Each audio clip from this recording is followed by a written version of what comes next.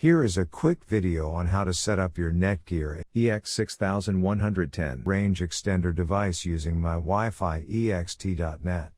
So without wasting any time, let's dive into the video. The first thing that you will need to do is, take out your range extender from the box and plug it into an AC vault outlet. Wait till the extender is successfully booted up and the light on the extender becomes solid green, from amber. Make sure that your extender and router are in the same room during the setup process. Once it's turned solid green, we can now head toward our laptop and begin configuring our Netgear Range Extender AC750. You can use any browser you like, such as Internet Explorer, Chrome, Safari, Opera Mini. It's time to open your preferred web browser. Go to my Wi-Fi ext.net or my Wi-Fi ext.local. A screen appears in front of you, and now click on the new extender setup that leads you to a new page, where you will need to create a new account in order to install your extender, and this page is called the Netgear Genie Smart Wizard. Now fill in all the necessary details, such as a valid email address, password. And once you are done, click on the next button.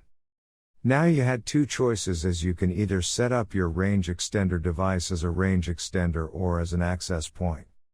We are going to click on the range extender, and then it will scan for the available networks and give you a list of all the networks available.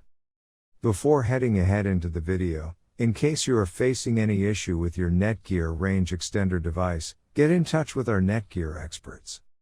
Click on the network that you wish to extend. In my case, it's Netgear router, and then it would ask you for the password of your network, and all you will need to do is fill in the password of your existing network. And click on the next. In case if the Wi-Fi password that you just typed in is correct, then your extender will establish a connection between your extender and router.